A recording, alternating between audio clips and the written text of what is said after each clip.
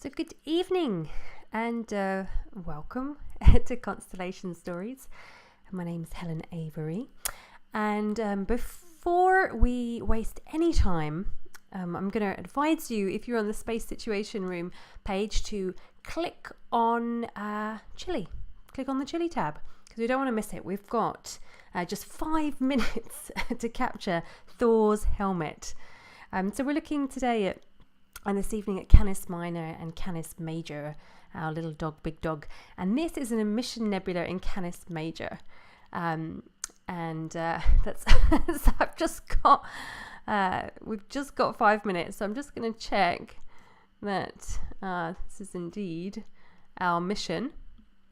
Here we go. Hang on. It should be coming in now, hopefully. So a bit of an abrupt start.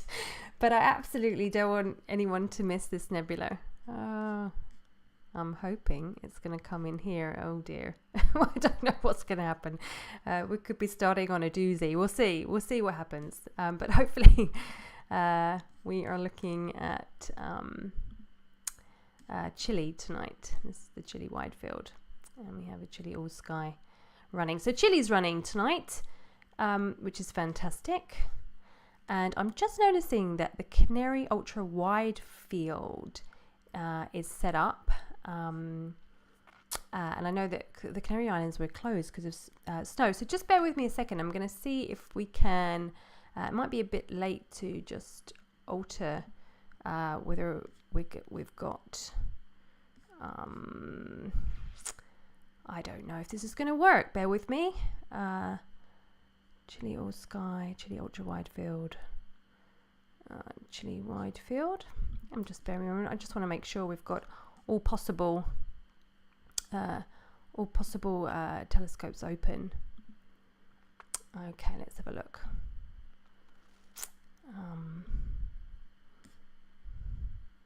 Let's see if that works. Sorry about this, but but we just want to... Chile's showing up and Thor helmet's in there, says Paul. Fantastic. Okay, fantastic. Great. So yeah, this is an emission nebula. As I mentioned, this is in Canis Major. And because the Canaries are closed to snow and ice, we're relying on Chile. And as I say, we can see this for like 5 minutes now. So it's hopefully it's coming through.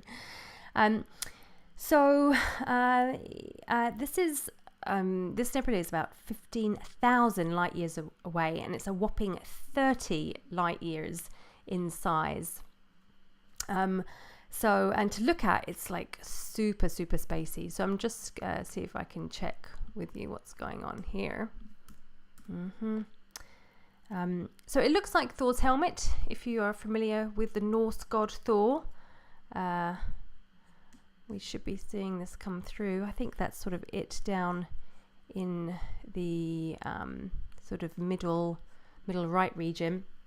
And it is, I say, it looks like Thor's helmet. I don't know where Thor is. It's a sort of question to ponder. Where did he go? But it's more like a interstellar bubble, and it's like blown as like a fast wind from the bright massive star in its center. It kind of sweeps through this surrounding molecular cloud, and this star is a Wolf-Rayet star. In particular, it's called WR7, and it's a really, really hot giant, and thought to be kind of in its pre-supernova stage of evolution, kind of nearing its end. And that star is like an insane 280,000 times brighter than the sun and 16 times more massive, and it shows off this really lovely blue-green like color. Due to oxygen atoms in the glowing gas. So taking a look at that, and then we'll get back to where we normally are. Okay, so now we're rolling on. So the lineup for this evening, as I said, we're relying on Chile, but we have a clear night, and we're going to be looking at Canis Minor for the next half an hour, and then we're going to switch into Canis Major. But unfortunately, we're not going to be able to see too much in Canis Major, which is why I was really hoping to catch Thor's helmet. It was kind of just a taster. And in fact, I'm going to share an image with you on the page that Lewis took of Thor's helmet. So you can really see in all its glory and that wonderful nebulosity there. I'm just going to leave that up for a moment. But if you are back on the chilly wide field, we're looking at Procyon or Procyon or Procyon, however we want to say it, it doesn't matter. And that's what we're looking at right now. So this is like the main star of Canis Minor. And then after this, we have the second star of Canis Minor. There are more than 2 stars in Canis Minor, but these are the 2 that we typically see and find Canis Minor from. So we're going to say, we're taking a look at this, sharing some stories about dogs. I don't know if you know this, but Chinese New Year is on Friday. And it is going to be the year of the Earth Dog, or the Chinese New Year of the Dog, to be less specific. So I thought very apt that all things tonight will be dog related. That's what we're going to talk about. So to start with, like, where can we find our trusty dogs in the sky? And I found this lovely little map that I'll put on the main page. That kind of helps us out. So if you remember last week, we looked at Monoceros, the unicorn, and there was that very lovely picture of a little dog on the unicorn's back. So you can see from this that Canis Minor is sort of above Monoceros on the back of the unicorn. And then Canis Major is below the unicorn. And one way of finding them is Sirius is kind of in a line with Orion's belt. And if you remember from when we talked about Orion, we talked about the 3 wise men. Well, this was the star in the east that they were pointing to. It was Sirius. So how wonderful is that? So you can sort of find Sirius, and then you sort of head up and find Procyon, leap over the unicorn, and there it is. Or you can find Procyon by coming over from Betelgeuse or down from the twins. And they are part of the winter circle. So I've been talking about this on the discussion board and kind of just put out a challenge to new members who are looking for something to get started of aiming, sort of setting missions to get the winter circle. And the winter circle is a collection of 6, 7, sometimes 8 stars that are really easily findable, if that's a word, with the naked eye in the winter sky in the northeast. And we've kind of worked our way around the whole circle actually through our constellation so far, and these are our last 2, Procyon and Sirius. So if you're doing part of the Winter Circle challenge, then I recommend you take a quick shot right now so you can get Procyon, and stay tuned so you can get Sirius. And actually, if we have time at the end of tonight, I thought it might be kind of fun to have a little bit of a quiz on these winter circle stars, where I'll show some images and we'll try and guess which stars they are, or you'll try and guess them. I know them. I have the list. So if we have time, keep a pen and paper handy for that at the end. But back to Procyon. I'm not worried, are you? We're looking at it here. Beautiful. It's a binary star system, and it consists of a white main sequence star, that's Procyon A, and then a faint white dwarf companion, Procyon B, and they orbit each other every 40 odd years. Now Procyon, I know some people haven't heard of it. Sort of put some things out on Twitter today, and people are like, I've just never heard of it. I don't think I had actually until maybe a year ago. And it's the 8th brightest star in the sky. And it's pretty near. It's only 11 light years away. So one of our nearest stellar neighbours, although not as near as Sirius. And we're just moving on now to the beta star. Procyon means in Greek it meant before the dog, and it heralded the coming of the dog star, which is Sirius. So sometimes it's known as little dog, and then Sirius is known as big dog. And it's interesting with these 2 constellations, Canis Major, Canis Minor, it's really more about those 2 stars and kind of the pattern that makes up the constellation. Was kind of like shoehorned in there, I guess, sort of later in time by the Greeks. But certainly earlier, the focus was just Procyon and Sirius rather. So, and we'll talk a little bit later about why Sirius was so important and why Procyon therefore was important, because Procyon heralded the arrival of Sirius and Sirius heralded the arrival of something else. But this, I mean, I love this star, Procyon, sorry. And we'll talk a bit more about this one we're looking at in a minute. But so Procyon has been sort of compared to John the Baptist by early Christians, that it was, kind of the heralder of what was later to come, which would have been Jesus, which would have been Sirius. And Procyon was kind of known as also like a bleary-eyed Sirius. It's a little more dull, it rose earlier, and sometimes it was called like the Syrian Sirius, because apparently it sets in the direction of Syria, although I have no idea if that is true. So this star that we are looking at right now, let me just pull this out, it sort of has a bit of a confusing story as well, because it's called Gamesa or Gamelza, the star here, the beta star of Procyon, and that too kind of means bleary-eyed woman, and in fact it's a bit obscure whether this just took the name from Procyon, was it just kind of added on to sort of build up a constellation for the Greeks. We're not really sure, and this one's further away. It's 162 light years away, and it's about three and a half times the sun's mass, and it's supposed to have a blue hue. I don't know if that's coming through here for you now, but we're here for some stories, so I wanted to share some stories with you. One was this. So, is Canis Minor a dog? That's kind of the big question. We know that Canis Major is a dog. Canis Major, we typically think of being attached to Orion. It was Orion's hunting dog. And then we kind of said, well, both of them are Orion's hunting dogs. But really, that came a little bit later, say, like, with the ancient Greeks and then later still it was kind of bed in, but it wasn't really that intentionally. I mean, the early stories of Orion you'll see, and the myths of Orion, there's just one dog. And if you remember, we had that lovely image during Orion of Orion blinded walking up the mountain to see this, to try and have his sight repaired by the sun, and he had one hunting dog with him, and then that dwarf, if you remember, on his shoulder. So what is Canis Minor? And it could well be a fox.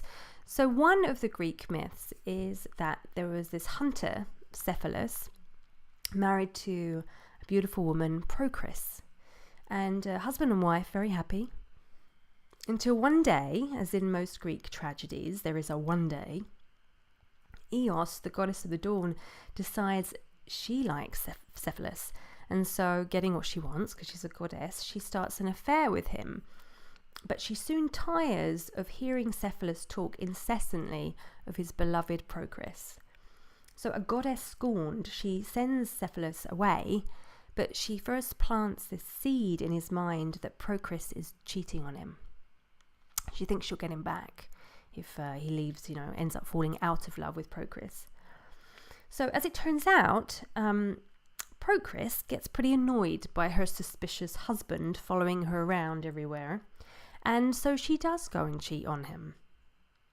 But then she sort of decides that she would like him back, and she gives him 2 gifts to woo him back. So she gives him Laelaps, a hunting dog who always catches his prey, and she gives him a spear that always hits its target. So Cephalus is pretty happy with this, especially because there is a fox running around a forest that is said to be uncatchable. It has a destiny, this fox, never ever to be caught. But Cephalus thinks that Laple, his hunting dog, could now be the match. So he sends Laple out to hunt the fox. But a hunting dog that always catches its prey and a fox that can never be caught kind of means that the chase is going to go on for eternity. So Zeus, taking pity on these 2 animals, turns them to stone so they don't have to run anymore. And then he puts them in the sky as Canis Major as Lapley and Canis Minor as the fox. But our story doesn't quite end there because we still have this spear. So things head south for Procris and Cephalus again. And this time it is Procris who suspects her partner of cheating. So one day she follows him into the forest to spy on him. And Cephalus, on his hunt, hears something rustling in a bush and, thinking it's a boar, hurls his super accurate spear into the shrubs. But of course this spear never misses, and as we know, it is Procris hiding in the bushes. And as most Greek tragedies end in despair, she dies on the spot, and he, devastated by losing his love, hurls himself off a cliff. So another cheery story from the Greeks. But that is why potentially Canis Minor is not a dog after all, but it is a fox. So what are we looking at now? I'm hoping, and we'll see, we'll look really close, and it's difficult to say, we haven't got canaries, and so I'm normally would use one of those for this particular object. We're actually looking for a barred spiral galaxy. So you might want to just scan around, see if you can see anything in there. I'm just going to check my schedule. I always put the schedule up on on the discussion board so we can follow along. What am I seeing here? Yep, so I've got this, it's NGC 2485. So I'm not sure we're going to have the fortune of seeing it. Maybe your eyes are better than mine. Mine are pretty bad, I have to say. But keep looking if you can to spot that galaxy in amid our fox. It's now turned to stone in the sky. But there are some other stories about Canis Minor that I thought were pretty interesting. One is that for the Wardaman people of the Northern Territories in Australia, Procyon and Gamesa, those two stars, they were actually called Magum and Guramana, and they described them as these humans who were transformed into gum trees in the dream time. Although their skin has turned to bark and they were unable to speak with a human voice, so they could communicate by rustling their leaves, which I really loved because I saw this connection with old Procris in the bushes rustling the leaves too. So very interesting. I thought that they both sort of had that connection. So I'm keep peering. Is that it in the middle? Is that a spiral galaxy? Searching, having a look. Okay. A couple of other things. Sirius and Procyon are actually part of an entirely different constellation for the South Pacific Islanders. They made up this constellation with Canopus that was called the Bird. So birds of paradise are extremely important, and birds in general were very important to South Pacific Islanders, and obviously they didn't have wolves and things like that. So it was birds that tended to sort of become their symbols, and fish, as we've talked about before. Even some of their tribes were named after birds. But this combination of Canopus to Sirius to Procyon was seen as, say, of this bird, with Sirius sort of being the body of the bird and Procyon and Canopus being the edges of their wings. And that the wing of Sirius to Procyon was slightly shorter than Sirius to Canopus was said. It was sort of explained by them saying that the wing was broken of the shorter wing from Sirius to Procyon. It was the broken wing. And then, interestingly, there's another connection with these three stars, Sirius, Procyon, and Canopus. And this is the story in Arabic legend that Sirius and Procyon are the two sisters of the brother Canopus. And Canopus marries Rigel, but then Canopus murders Rigel for reasons that we're not privy to. Who knows? And then flees south to avoid the wrath of his sisters. And so Sirius follows him across the Milky Way, but Procyon stays behind and cries her eyes out. And that's sort of also a connection to the bleary-eyed one that we talked about earlier, that Procyon is often called.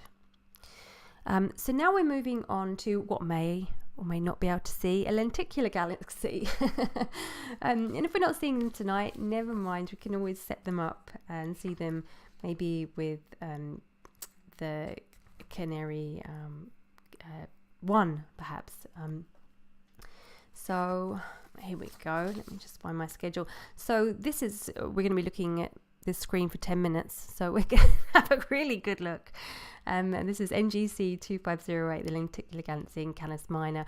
One of the things about Canis Minor is there's not a whole lot to see in it, and actually these galaxies are really, really, really far away. But I didn't want to just hang out on Procyon, and who knows what you're going to see when you know, who knows what could become zooming by. So it's always worth pointing it to something. And Sirius, actually, we can't see till 9:30, so we are in this bit of a pause here while we move along to Canis Major at 9:30. But what I thought was that we'll come back to Canis Major later in the year, but I didn't want us to miss it this winter. And because we're doing this at 9 to 10, this set time, it just means that it was very hard to see in both Canary Islands and Chile. So even in Canis Major, we're not going to get to see too much of the wonderful objects this evening, but we'll see some. But anyway, I thought maybe I'll just share another story while we're sat here peering into the depths of space. It's something for us to ponder about. And this is about, it's kind of just a fun story. It's not really hugely relevant here, but I wanted to throw it in about the pronunciation of some of these objects. One of the wonderful things about Slooh is that, you know, we don't mind how things are pronounced. Maybe, you know, even like just researching for it tonight, I can't tell you how many sources I looked at who said some stars are 11 light years and some are 12 and some are 15,000 and some were 12,000. I mean, that's quite a large margin of error. And, you know, even when you think Pluto, I grew up and Pluto was a planet, and then they changed their minds. So while, of course, we're always trying to get to the facts, I think we can all be a little bit fluid on being so exact, and especially around the names. So I have this story, and I thought this was just kind of fun. So there's this guy who hears of an enlightened master living out on an island in a lake in Canada. And he's heard that this enlightened master has a mantra, a really powerful mantra, and that's the reason of his enlightenment. So he sets off to Canada, and we'll make him Orion-esque, I guess. If you remember, Orion was a bit of a dimwit and kind of arrogant, but when he sets off to Canada, and to make him a bit Orion-esque and to shoehorn it in tonight, we're going to give him a couple of dogs. So he and 2 dogs set off to Canada on this journey, and they find the lake, and they hire a little rowboat, and he gets in with his 2 little dogs and boats out to this island in the middle of the big lake. And when he gets there, he goes searching for this enlightened master with his 2 dogs loyally beside him. And eventually he finds this gentleman sat in some brush, kind of cooking a little meal for himself. So the guy, his dogs sit beside him. The guy takes out his notebook and pen and says to this gentleman, "Excuse me, I've heard you are an enlightened master, and I have come to learn from you how to become awakened." And this master looks at him and kind of laughs a little bit and says, "A master? Well, I wouldn't call myself that, but I am happy." and certainly I will gladly share with you what I have learned. And the guy gets his pen ready, and the dogs look up. What's going on? Gets his pen ready, and this master says, I just simply chant the mantra every day, all day, Om Namah Shiva. And this guy looks completely puzzled and says to this master, Om Namah Shiva. It's Om Namah Shivaya. And feeling like he's completely wasted his time, he picks up his bag, whistles for his dogs, walks back to the rowboat, gets in it with his dogs, starts rowing back across the lake. So there he is, grumbling to himself, pulling the oars, his dogs like whining, when he hears this voice say, hello. And he stops rowing and looks up and sees the guy from the island, the so-called master, walking on the water next to him while he's rowing. And this enlightened master hands the guy in the boat his notebook and says, you left this and your pen on the island. But do you mind if I just, before I give it back to you, just rip out a page and write down exactly what you said that correct mantra was? So I think we all know the point of this story. But yeah, it doesn't matter how we say stuff. How you want to say, you say it however you want. Om Namah Shiva, Om Namah Shivaya, Procyon, Procyon, Procyon. It's all good. So we're still looking. Is that it? Is that it in the middle? Is that it off into the distance? I can't find the piece of paper that I wrote down about how far this is away, but it may be somewhere between X million light years and more and others. Great. So our two beloved dogs in the sky, our dogs of heaven. Honestly, can't tell you how excited I was. I knew that the Chinese New Year was somewhere around here and it was going to be the dog, but I had no idea it was going to be this very week. Okay. So I'm just grabbing my notes, bear with me. So as I say, we kind of as a constellation, we think Canis Major, where we're going to move on to next, really wasn't until the Greeks and kind of like rounded out, as I say, the dog star Sirius into a whole set of stars supposedly resembling a dog, and Sirius, it said, was like held in its jaws, and sometimes it's seemed to sort of be depicted as in the heart. So I'm just going to switch over to OBS, right? Sorry, the main screen right now, and just pull up Sirius. In fact, what I'm going to do is go back to our where is. That might be best. So we can just see it. So we can see here in this particular picture, Sirius is like the in the center of the chest, the heart of the dog, which is lovely. In other pictures, it's actually rested in the jaw, which I think is also lovely too. Okay. So if you're looking on watching just on YouTube, come over to the websites, because we're going to be turning the telescopes to Sirius in a minute. But I've just put up a picture of Sirius on the screen that was taken with our cameras. I think I took this. I'm pretty sure I took this in the week, or maybe the week before, as part of our circle. I normally write down if they're from a member, so I think this might be mine. Okay. So, any joy? Yes, I think I can see that galaxy. I think I can see it. I think that's it. There's these two lines that I wish Paul Cox was here so he could tell us what that is. And I think that might be it. I don't know. That's what I'm going to say anyway. So before we get to Sirius, as it comes on, Sirius is the brightest star in our night sky. And it's going to be the brightest star for the next 210,000 years, which kind of blows me away. And obviously it was the brightest star in the sky for the ancients as well, so it was incredibly important. And so much has been written about Sirius. and its connection to humanity. We could have multiple shows just talking about Sirius. So I said I am going to try and come back to it a little bit later in the year, and also look more at some of the other objects in Canis Major. And some members kindly shared some of those objects, pictures they'd taken with me this week. So we'll have a little look at them as well later. So hopefully Sirius is going to come into view. Beautiful. And Sirius, as you're probably going to see, is a binary system, just like Procyon.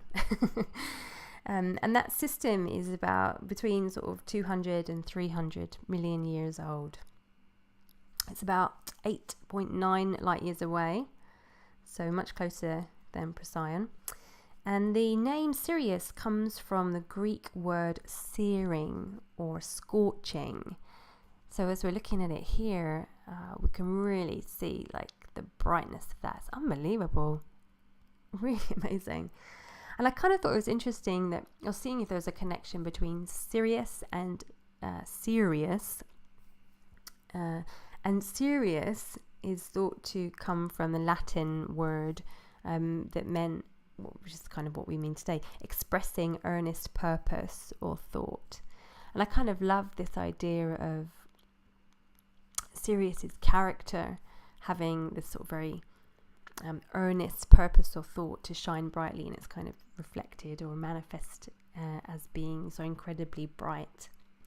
And I was reading, I have this really lovely book. I'm just going to preface this by saying I have no religious leanings in any direction, but I really do enjoy reading scripture.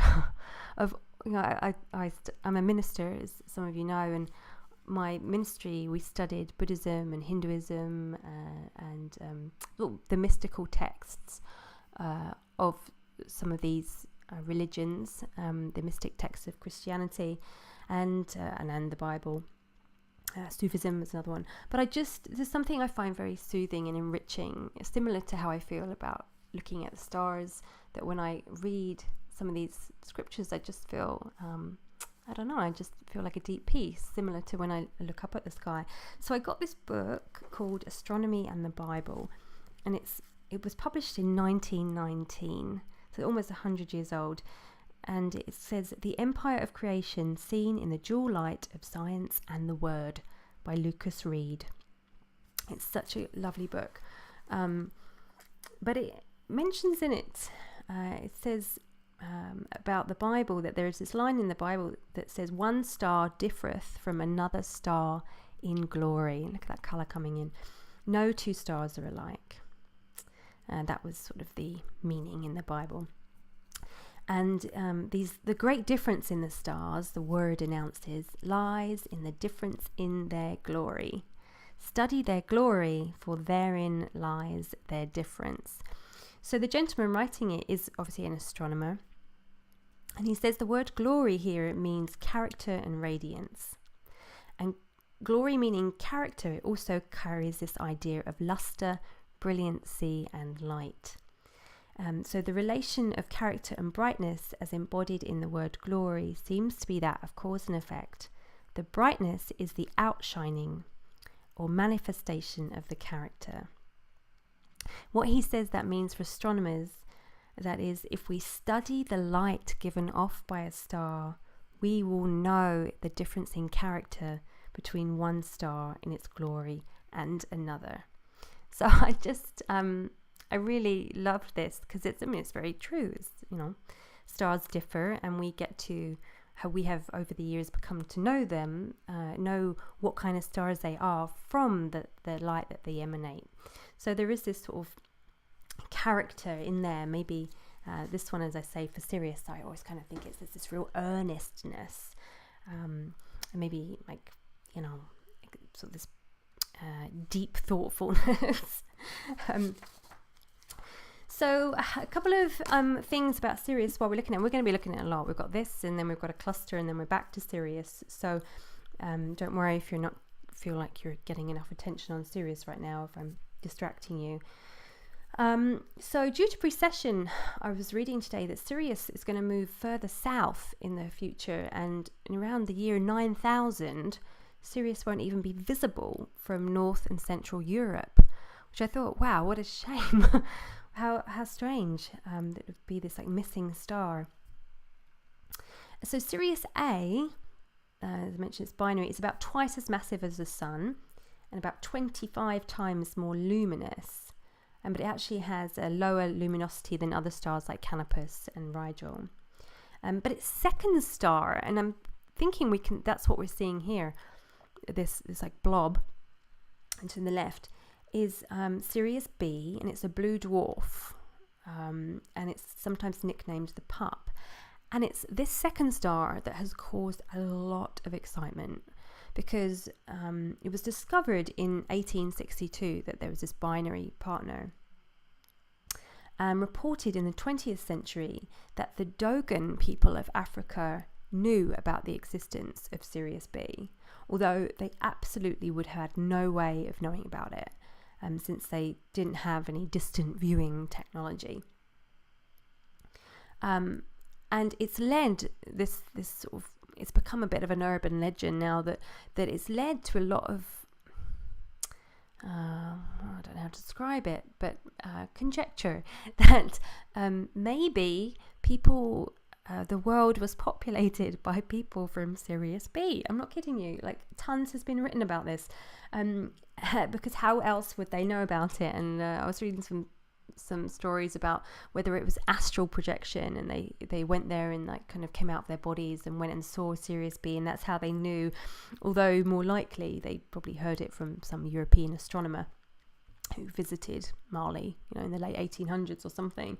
But the mystery goes on, and it's really spurred some controversy, and some say really look to this star as like a long lost home.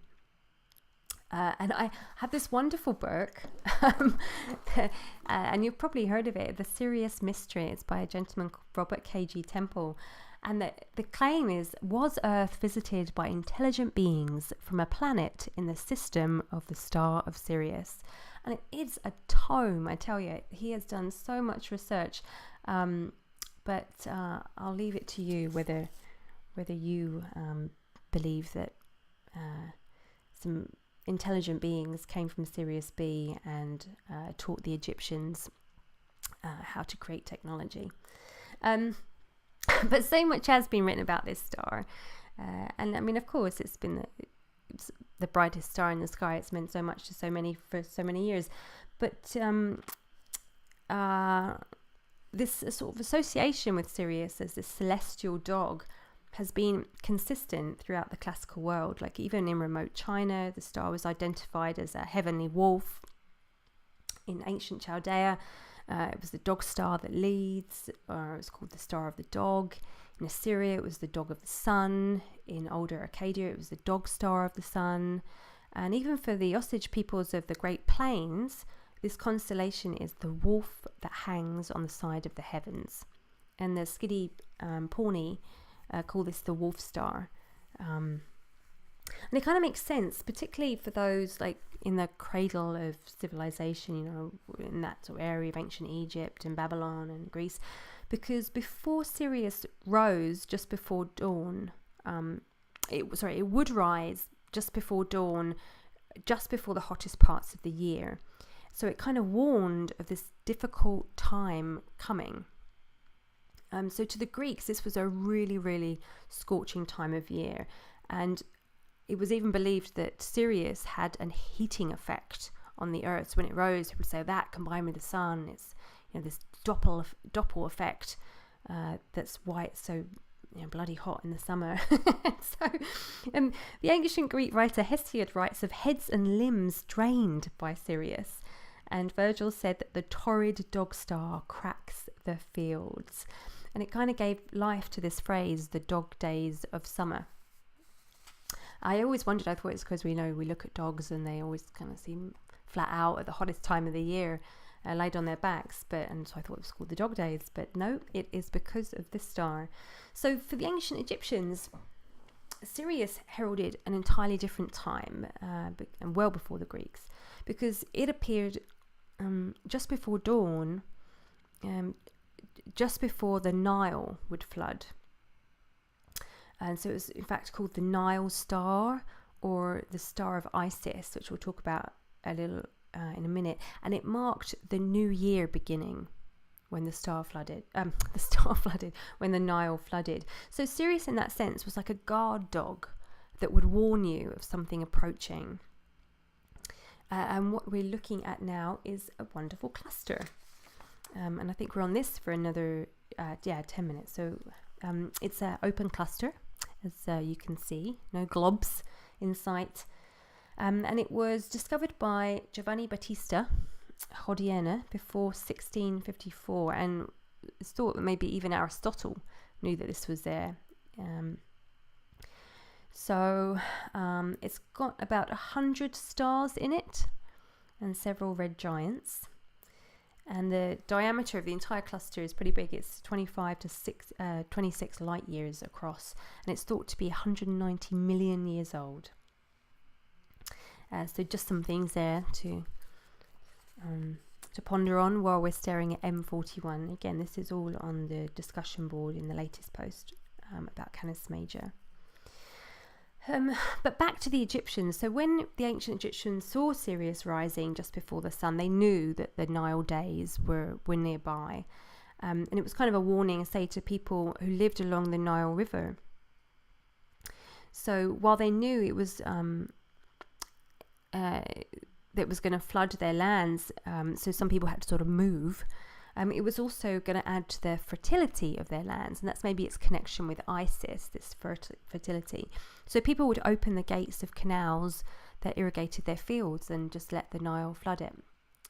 So Sirius arriving was serious business. and priests, who were the calendar keepers, would cite the first rising of the dog star from their temples. And apparently, and I just love this, and I cannot back this up, I cannot find something to back this up, but the temple of Isis Hathor at Dendera is apparently a statue of Isis which is located at the end of an aisle lined by tall columns. A jewel was placed in the goddess's forehead, and the statue was oriented to the rising of Sirius, so that the light from the returning dog star would fall upon the gem. And when the priest saw the light of that star shining on the gem for the first time, they would march from the temple and announce, "It is the new year. Happy New Year."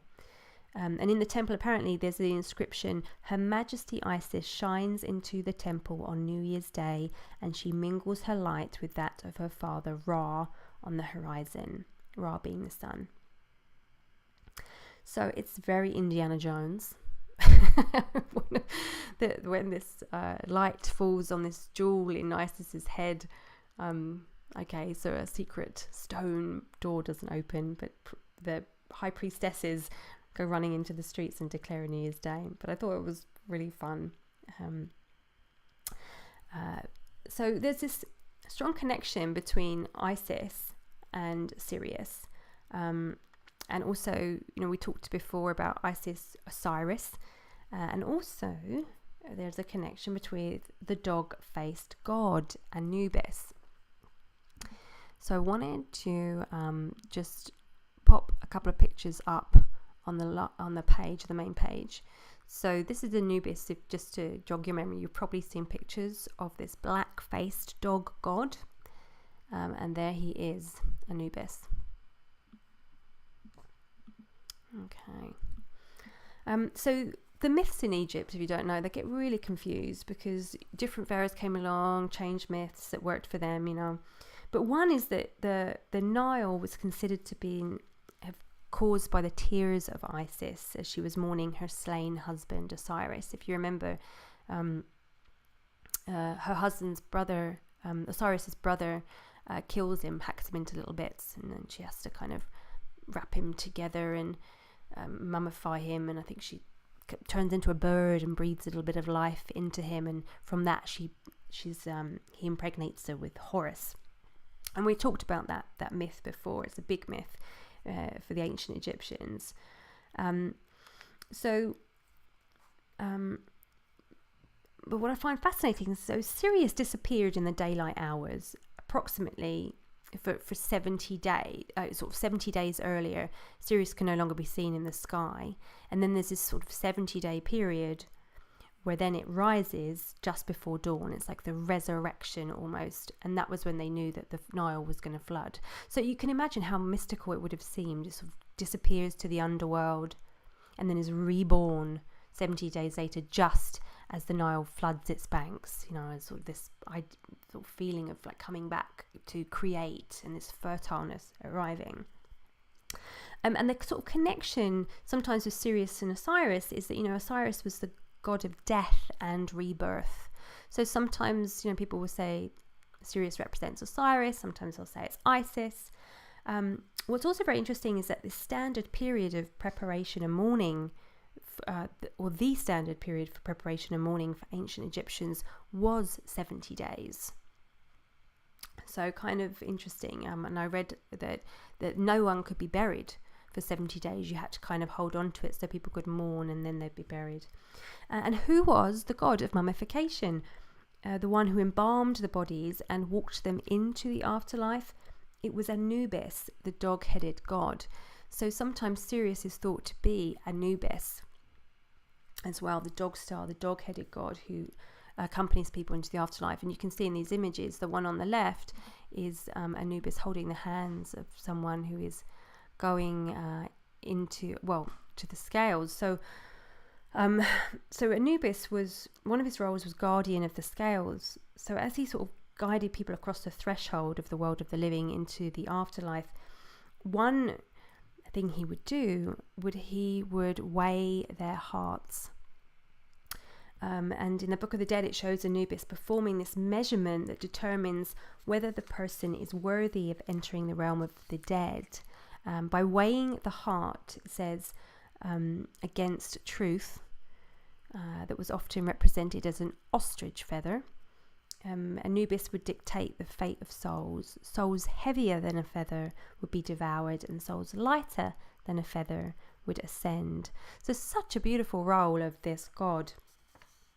And is it Sirius? I mean, we don't really know. I mean, Anubis was around before Osiris, and that kind of story got morphed. So Anubis was like the original god of death and life and rebirth, and then Osiris kind of took that role. And then some of the myths say that Anubis is actually Osiris's son, and some will say that Isis was the first to mummify anyone when she mummified Osiris. And some will say actually Anubis helped her. But the three of them are sort of intricately sort of tied up together, and there's no doubt that this star has something to do with death and rebirth, for sure. And one of the sort of morbid things I read, there was that a couple of years ago they discovered some burial sites south of Cairo in some catacombs that were filled of like 8 million mummified animals, most of which were dogs. And the catacombs were at a place dedicated to Anubis. So it seems like maybe people were perhaps sacrificing dogs and then mummifying them and putting them in the tombs, or no, in this case they're not even in the, well, maybe they are in the tombs, I'm not sure. It doesn't seem like they were with people, so I don't know why they were kind of put in this huge grave. But it's kind of, the dog was really, really important to the Egyptians, no doubt about it. I mean, it was entrusted with taking you from, through the underworld, measuring your soul. And later on, he became seen as the one who tended to the graves and the tombs. That was much later, as in the early hundreds BCE. And I thought that was kind of interesting because, this idea of the dogs guarding the dead and protecting the grave is all over different cultures. I mean, if you do a quick Google, you'll find so many stories of dogs whose masters have died and they stand by the grave. So, I mean, in Boetes, that constellation, for example, that's exactly what happens in that story. These dogs just stand by Boetes' body, his dead body, and I think they eventually die. But there are stories all over. So I wonder, if the Egyptians saw this. They saw this loyalty of the dog once people died. Or what was that about? It's sort of really interesting to think about. One of the best known stories of this is Greyfriars Bobby. I don't know if you know this story. It's a Scottish story.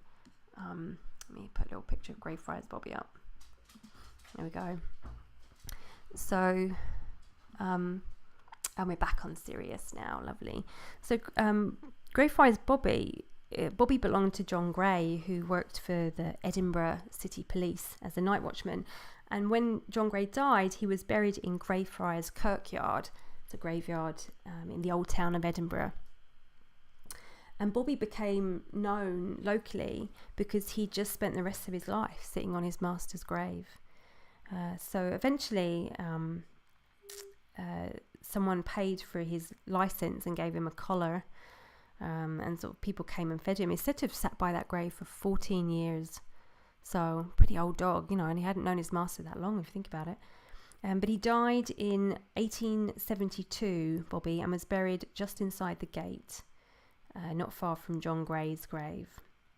And then there's now a statue of Bobby, and there he is, and you can see Bobby's Bar behind him. It's called Greyfriar Bobby's Bar, and that's in Edinburgh. But that's like the most, that's the sort of typical story I think of when I think of dogs. Being this loyal friend that stays with us even through death. I mean, it's not hard to see, is it? No, maybe Bobby was just waiting for his master's soul to move along, be reincarnated. It's so fascinating that we have this deep connection with dogs as humans. I have a dog, so I feel it. I know some people aren't dog people, but I definitely feel like there's some really, I don't know, I don't want to add more to it than what is, but it feels like a very deep spiritual connection between man and dog for sure. So I'm kind of, I'm going to sort of wrap up a bit and say, so I'm sorry we didn't get to see too many like deep sky objects tonight. It was just kind of the way it works sometimes with this wonderful slot. I'm so grateful that we get to have this regular slot every week, so we could always be here together. It's great. But sometimes not all the stars we want to see might be around. However, next week we're going to look at Leo, and that will be visible in both if Canary's up and running. That would be wonderful. And interesting, that's the line in the sky, but it's Anubis is also sometimes called the jackal-headed god, the golden jackal-headed god, or even a golden wolf, which I think is interesting given like most of the pictures he has a black head, but there is this association being a golden wolf. But I think more our golden furry animal is going to come with Leo next week. So we've got a few minutes left, and I thought what might be fun, as I said, is to have a look at some of the stars of the winter circle and see if you can guess what they are. So I'm just going to put up the map of the winter circle so you can see what I'm talking about. In fact, before we do that, let's have a look just briefly at some of the objects that our members have taken within Canis Major.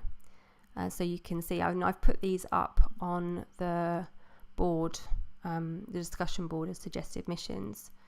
So this one is fantastic. This is a double star. Look at this. It's like gold and blue, and that's 145 CMA, Canis Major. It's a star in Canis Major, so really lovely if you want to take a look. This one's thanks to Mario. This is the Tau Canis Major cluster. I took this one earlier this week. That's also up on the mission board. There's this lovely one from Lewis for Valentine's Day, he said. These are the kissing galaxies. You can see these lovely two galaxies in the middle, kissing lips. And he's very romantic, Lewis. He says he and his wife Jen have a Hubble poster of this galaxy on their wall. Oh, there's something for Valentine's Day. But here we are with the winter circle. Fantastic. So this is what, as I say, it's still ongoing. It's not like nothing serious. We're just kind of having a bit of a challenge to see if we can capture each of the stars in this circle.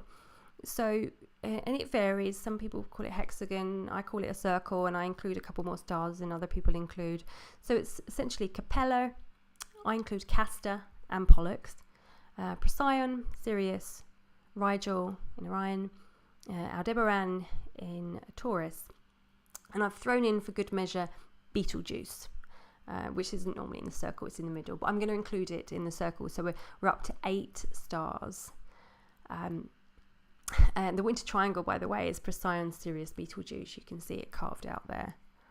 If you wanted to just do the winter triangle. But that is the winter circle. So let's see. I'm going to move this to the side so you can keep a look at it. It's really small, but there you go. So if you have your pen and paper ready, I thought it'd be kind of fun if we go through. It's a mishmash of my images of these stars, as I've called the winter circle, some member images of the stars. I'm just going to go through them and see if you can guess which ones they are. So before I do that, I'm going to make sure I've got my list. Okay. So I'll pause between each one so you have a chance to write them down. Have a guess. It's hard, you know, the different telescopes that have taken them. So, okay, here's our first one.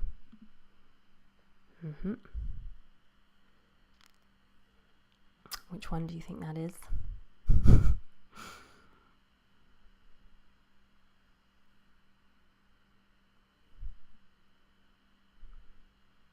Choice of 8 here to go with. Go for.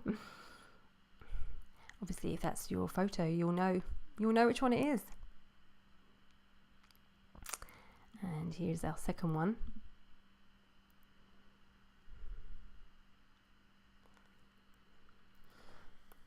And I think this is a really lovely exercise as well in seeing the different glory of stars, because they're all so different.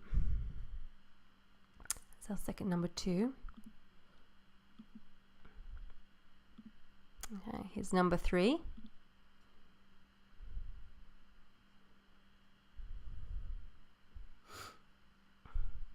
It's quite hard, but it's just for fun.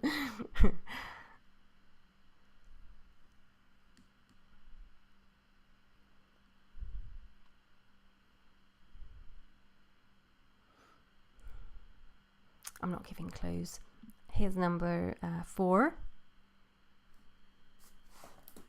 The lovely one.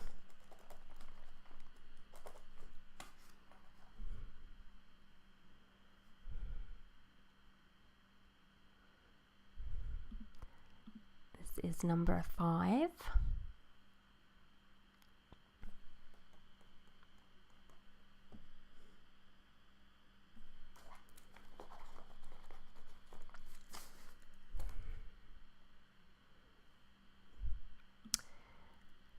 Number 6.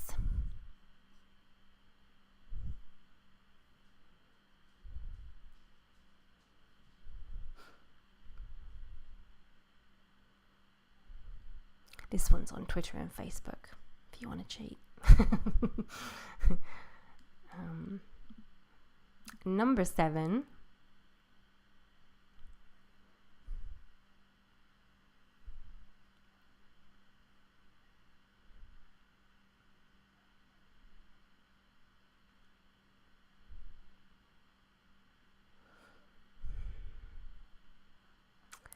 And finally, number 8.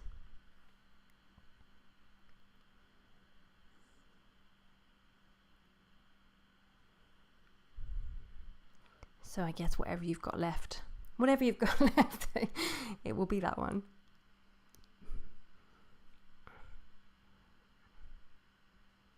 Okay. So I hope you're ready. We've got just a minute left for tonight, so I'll run through these. Okay, here's our first one. That is Capella. That is Capella in Auriga. Number 2 was Rigel. It's a lovely one. That's Mario's picture. That's Rigel in Orion. Number 3 is Pollux in Gemini. Number 4, there's his twin, Castor. Number 5 was Aldebaran from Taurus, Eye of the Bull.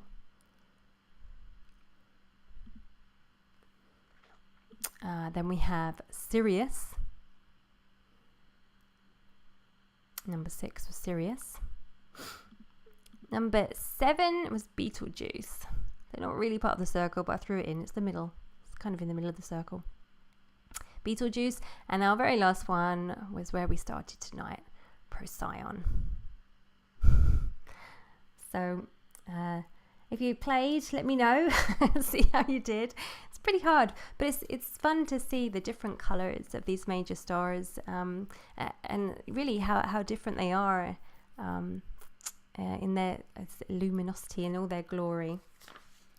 So on that note, you might want to tune in for Dr. Paige Godfrey's Intro to Astronomy on Wednesday, because she will be talking about light. She's actually going to be talking about something they accidentally discovered, the cosmic microwave background radiation known as the CMB. And it's light that permeates the entire universe and has since only 400,000 years after the Big Bang. And she's going to be talking about why it's there, what is it, why is it uniform in all directions. So really wonderful to, if you want to, really delve into light. She'll be here on Slooh on Wednesday. Astronomer Paul Cox will be before me again on Sunday with his practical astronomy. I don't know if you had a chance to listen tonight. I did, and I really find his tips helpful, and I also just love listening to him, because it feels like a late night talk show. You can just sort of listen to everything he's saying and sharing, and it's really enjoyable. So he is back say next Sunday at 7:30, and then I will be here at 9 to talk about Leo. Fingers crossed the Canary Islands will be working, and there's a lot to talk about with Leo. Again, very, very important to the ancient Egyptians, but we'll think of some more different stories from elsewhere around the globe as well, in case we tire of our Egyptians, as if. So thanks for joining me this evening, and bearing with me at the beginning. Just it's my first time flying solo tonight, so I wasn't entirely sure how it's going to go, but I really appreciate it, and leave you with these beautiful images of Chile, other members' missions for this evening. And here is Procyon as we sign off. And so I wish you a really wonderful week. Think of the dog while you're out, if you're celebrating Chinese New Year and its loyalty to us through thousands and thousands of years. And wish you very clear skies so you can get out and see the winter circle. And it's ongoing. If you want to still take part in the winter circle challenge, keep taking your pics. I'm thinking maybe we'll do some sort of cool collage as winter ends in mid-March. That might be fun. So yeah, if you've got some good pictures, definitely share them with me. You can share them in the discussions board. I'm also on email, helen@slooh.com. Always love to hear from you. Any feedback welcome, as Paul was saying earlier. And that's it from me. So good night, everyone.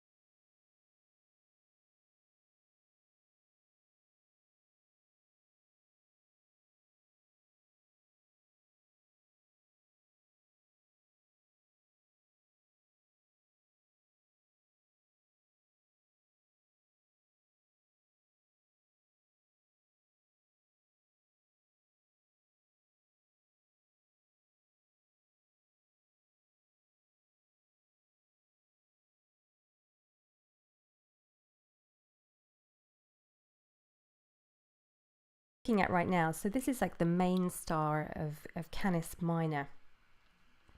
And then after this, we have the second star of Canis Minor. There are more than 2 stars in Canis Minor, but these are the 2 that we typically see and find Canis Minor from. So we're going to say, we're taking a look at this, sharing some stories about dogs. I don't know if you know this, but Chinese New Year is on Friday. And it is going to be the year of the Earth Dog, or the Chinese New Year of the Dog, to be less specific. So I thought, very apt that all things tonight will be dog related. That's what we're going to talk about. So to start with, like, where can we find our trusty dogs in the sky? And I found this lovely little map that I'll put on the main page that kind of helps us out. So if you remember last week, we looked at Monoceros, the unicorn, and there was that very lovely picture of a little dog on the unicorn's back. So you can see from this that Canis Minor is sort of above Monoceros on the back of the unicorn, and then Canis Major is below the unicorn. And one way of finding them is Sirius is kind of in a line with Orion's belt. And if you remember from when we talked about Orion, we talked about the 3 wise men. Well, this was the star in the east that they were pointing to, was Sirius. So how wonderful is that? So you can sort of find Sirius, and then you sort of head up and find Procyon, leap over the unicorn, and there it is. Or you can find Procyon by coming over from Betelgeuse or down from the twins. And they are part of the winter circle. So I've been talking about this on the discussion board, and kind of just put out a challenge to new members who are looking for something to get started, of aiming sort of setting missions to get the winter circle. And the winter circle is a collection of 6, 7, sometimes 8 stars that are really easily findable, if that's a word, with the naked eye in the winter sky in the northeast. And we've kind of worked our way around the whole circle actually through our constellation so far, and these are our last 2, Procyon and Sirius. So if you're doing part of the Winter Circle challenge, then I recommend you take a quick shot right now so you can get Procyon, and stay tuned so you can get Sirius. And actually, if we have time at the end of tonight, I thought it might be kind of fun to have a little bit of a quiz on these winter circle stars, where I'll show some images and we'll try and guess which stars they are, or you'll try and guess them. I know them. I have the list. So if we have time, keep a pen and paper handy for that at the end. But back to Procyon. I'm not worried, are you? We're looking at it here. Beautiful. It's a binary star system, and it consists of a white main sequence star, that's Procyon A, and then a faint white dwarf companion, Procyon B, and they orbit each other every 40 odd years. Now Procyon, I know some people haven't heard of it. I sort of put some things out on Twitter today, and people are like, I've just never heard of it. I don't think I had actually until maybe a year ago. And it is, I say, it looks like Thor's helmet. I don't know where Thor is. It's a sort of question to ponder. Where did he go?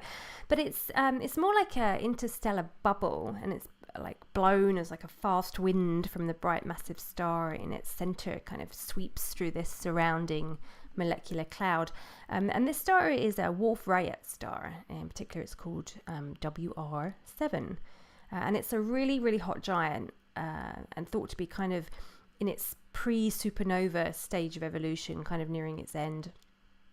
And that star is like an insane 280,000 times brighter than the sun and 16 times more massive, and it shows off this really lovely blue-green like color, due to oxygen atoms in the glowing gas. So taking a look at that, and then we'll get back to where we normally are. Okay, so now we're rolling on.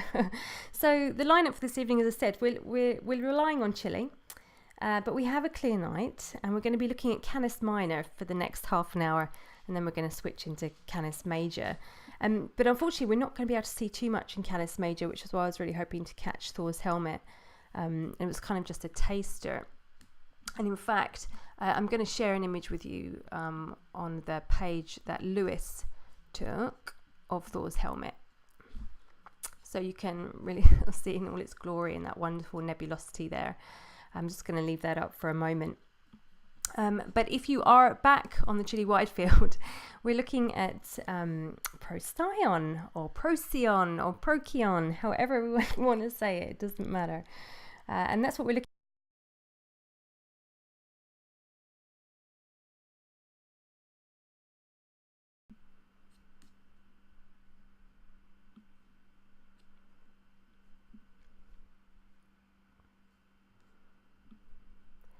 So good evening and welcome to Constellation Stories.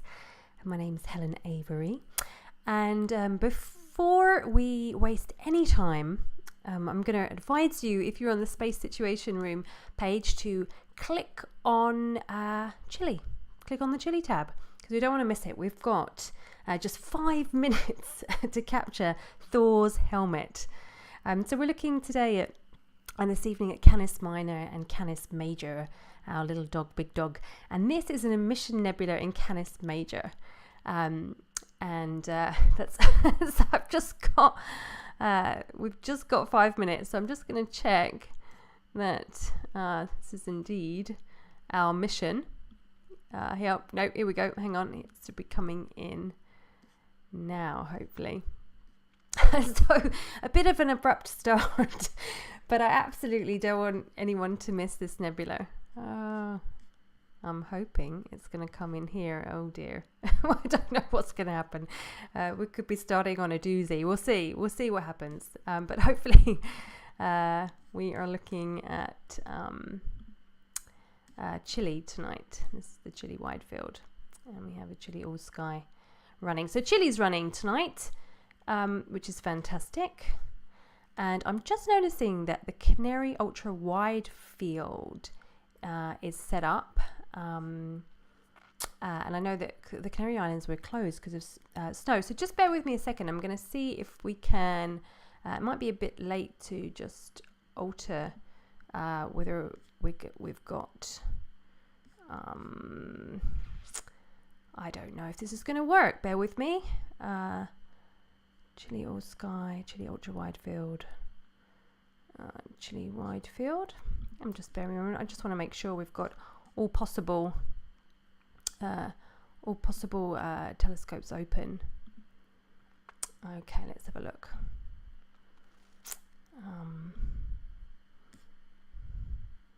Let's see if that works. Sorry about this, but